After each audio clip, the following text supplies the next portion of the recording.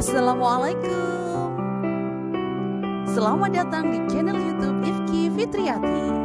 Di channel ini kawan-kawan akan mendapatkan cerita-cerita seru loh. Jangan lupa like, comment, subscribe, and share.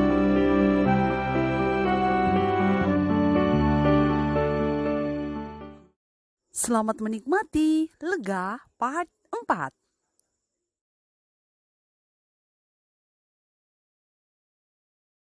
Adzan subuh berkumandang dari masjid.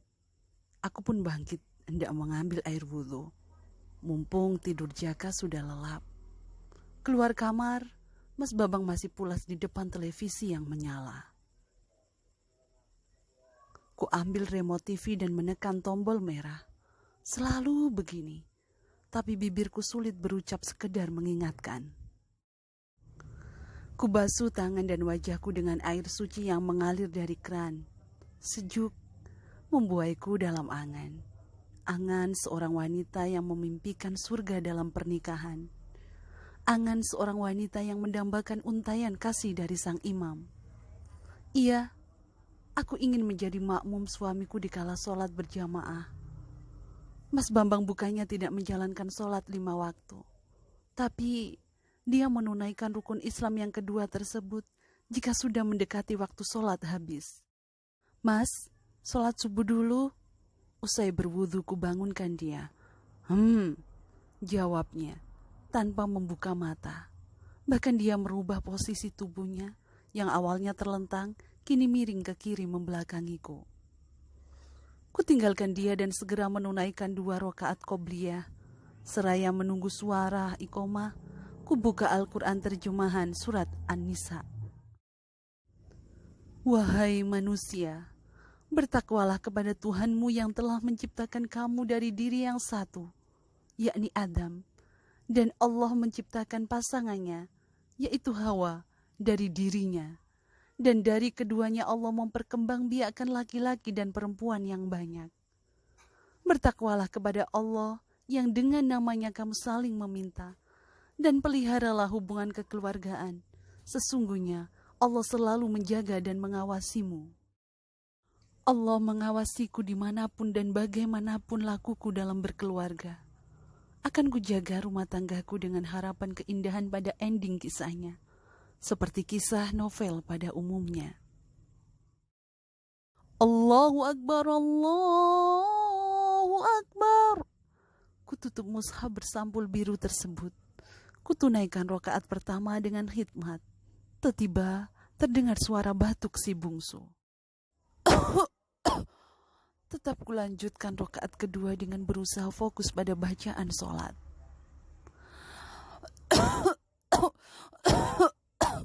Sholatku mulai tak fokus, padahal sudah pada posisi sujud. Terdengar suara Jaka seperti hendak memuntahkan sesuatu. Ku percepat bacaan tahiyat akhir dengan harapan Mas Bambang mendengar dan memeriksa kondisi Jaka. Namun hampa, Mas Bambang masih asyik dengan mimpinya. Entah apa yang ada dalam mimpinya. Mungkin dia sedang bermimpi nongkrong di warung kopi. Ku lepas mukena dan bergegas menghampiri Jaka. Ya Allah, aku tercekat. Kasur tidur telah penuh dengan muntahan Jaka. Bahkan Lana sudah terbangun di samping adiknya. Dia tengah memegang dahi Jaka. Segera ku angkat Jaka ke ruang tengah dengan maksud ingin membersihkan cairan muntahnya. Mas, tolong bangun. Jaka muntah-muntah. Tolong pijitin dulu. Aku mau membersihkan muntahannya. Aku masih ngantuk. Salahnya sendiri jajan sembarangan. Biarin saja agar tahu rasa, jawabnya. Astagfirullah. Aku hanya mampu membatin sambil mengelus dada. Mas Bambang benar-benar telah membangunkan kediamanku. Kalimatnya tak mencerminkan seorang bapak. Janjiku untuk menjaga rumah tanggaku tetap utuh mulai retak. Aku harus berani bersuara demi anak-anakku. Iya, tapi bukan sekarang, sebab Jaka lebih membutuhkan uluran tangan. Kupanggil Lana agar menemani adiknya. Setelah kurasa Jaka mulai tenang, kutinggalkan dia bersama kakaknya. Tetesan dari netra mengalir kala tanganku membersihkan muntahan Jaka. Timbunan luka ini mulai menganga. Pria yang berstatus suamiku itu layaknya bukan bapak kandung bagi kedua putranya, putra dari hasil sel sperma miliknya.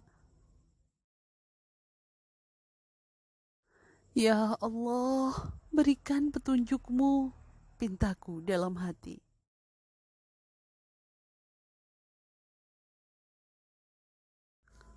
Kupakaikan jaket pada si bungsu. Kain gendong melekat pada pundakku, siap untuk menggendong Jaka.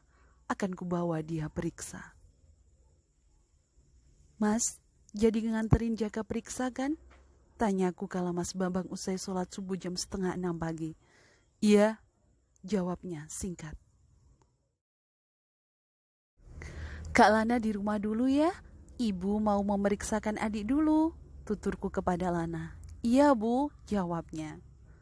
Aku bergegas duduk di boncengan sepeda motor Mas Bambang. Hanya butuh waktu 10 menit, kami tiba di puskesmas. Masih sepi karena jam pelayanan belum dimulai. Nanti kamu pulang sendiri ya. Aku ada janji sama Agus. Kalimatnya mampu membuat rasa sayangku tiba-tiba runtuh. Iya, dia lebih berat menolak ajakan teman ketimbang ajakan istri dan anaknya. Allahu Akbar. Kupandangi punggung suamiku yang semakin jauh meninggalkan tempatku berdiri. Perih, luka yang menganga ini kian perih bagi tersiram air garam. Usai mengambil obat, aku bermaksud langsung pulang agar Jaka bisa beristirahat. Alhamdulillah, kata dokter, Jaka hanya masuk angin saja. Ada kebimbangan kala kakiku meninggalkan puskesmas, antara pulang dengan berjalan kaki atau naik becak. Jarak puskesmas ke rumah kurang lebih 5 km. Jika naik becak, pasti sekitar 15-20 ribu. Itu berarti uang belanjaku sehari, sedangkan tadi sudah berkurang 30 ribu untuk menebus obat. Tiba-tiba sebuah becak berhenti di depanku. Lagi nunggu becak, Mbak. Spontan aku mengangguk dan bergegas naik. Ya sudahlah, aku harus mulai bertindak. Bukan melawan suami, tapi aku hanya ingin membuka matanya.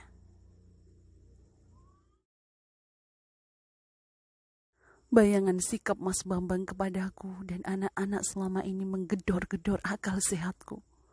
Sikap tak peduli dan perhitungan mengenai uang membuat isi hatiku meluap. Hingga ku coba menguji cintanya melalui lembaran uang yang tertinggal di saku celananya. Iya, aku sengaja menyimpan uang tersebut untuk melihat reaksinya. Kulihat dia masih mematung dengan lembaran uang yang tadi dipintanya. Kau tahu Mas, selama ini aku tak pernah peduli berapa gaji yang kau terima dari pabrik pakan ternak tersebut. Yang aku tahu, kau masih berusaha menafkahiku 800 ribu dan baru sebulan ini kau tambahi menjadi 900 ribu. Sebab, kupikir gajimu memang tak seberapa, sehingga aku tulus ikhlas menerimanya. Selama hampir 7 tahun aku berupaya mencukupkan nafkah yang kau berikan dengan segala keperluan rumah tangga. Kenyataannya, gajimu di luar dugaanku, Mas. 3 juta. Mungkin ada lebihannya, tapi aku tak mau tahu. Iya, 3 juta. Nilai yang fantastis bagiku yang semenjak menjadi istrimu tak pernah sekalipun melihatnya. Sungguh, nilai itu sangat bertolak belakang dengan nafkah yang kau berikan padaku tiap bulan. Kau tahu dari mana gajiku segitu? Ada getaran pada pertanyaannya. Mengapa, Mas? Benar. Benarkan pernyataanku? Pria itu terdiam. Matanya mengerling tajam. Tangannya mencengkram. Lembaran uang yang ada di genggamannya pun lecek, tak beraturan. Uang 20 ribu yang kuambil dari celanamu ternyata lebih berharga kau gunakan untuk kenikmatanmu sendiri. Bahkan untuk biaya memeriksakan Jaka saja, kau tak rela mengeluarkan uang dari dompet hitammu. Kau lebih suka mempergunakan uang demi teman-temanmu, Mas. Padahal aku istrimu dan anak-anak itu adalah darah dagingmu sendiri. Kami yang ada di sampingmu kalau kau sakit, bukan mereka, Mas. Lalu, apa maksud semua ucapanmu itu?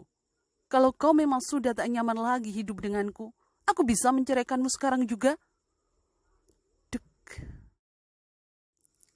Kalimat itu tertuang juga oleh bibir Mas Bambang.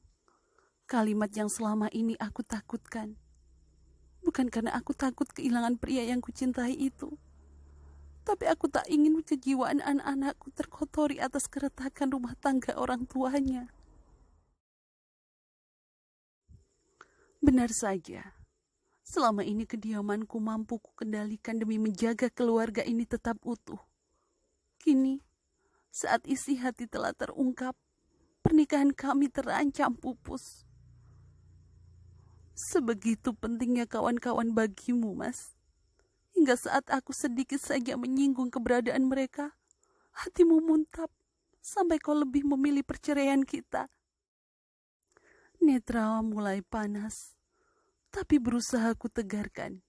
Aku tak ingin terlihat rapuh di hadapan pria berdai lebar tersebut. Menikahinya memang kesalahan terbesarku. Bahkan saat orang tua menjodohkanku dengan pria lain, aku tetap kekeh mempertahankan hubungan kami. Iya, itu keputusan yang kini harus ku kecapi sendiri. Aku menikahi istri yang mematuhi suami, bukan pembangkang sepertimu. Sorot matanya melotot ke arahku. Sorot mata yang tak pernah kujumpai selama hidup bersamanya. 7 tahun aku mendamba rumah tangga yang harmonis, hingga ku tahan segala keluh kesahku demi buah hati kita. Baru kali ini ku ungkapkan padamu yang bergelar suamiku, tapi kau tak terima dengan penuturanku.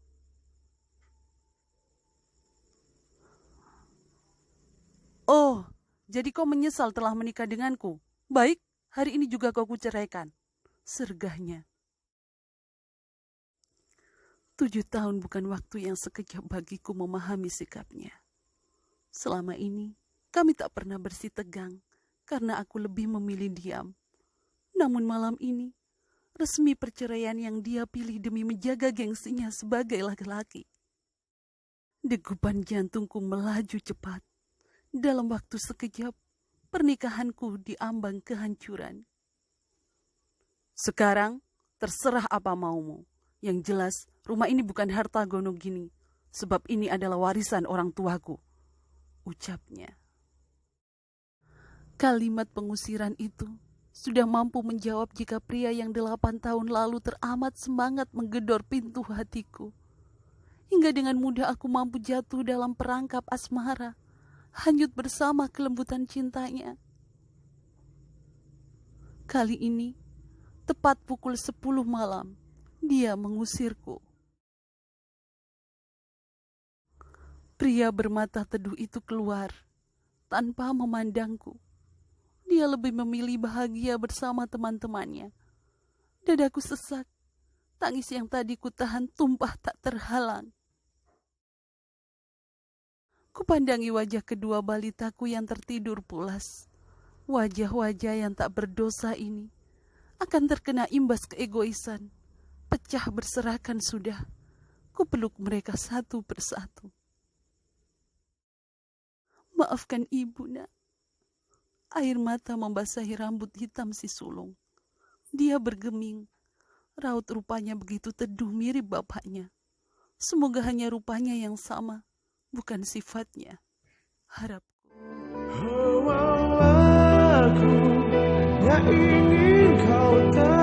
Terima kasih sudah setia dengan cintaku.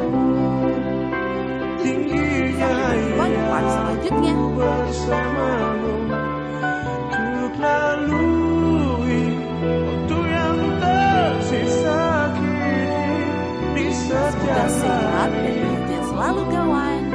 di sisa akhir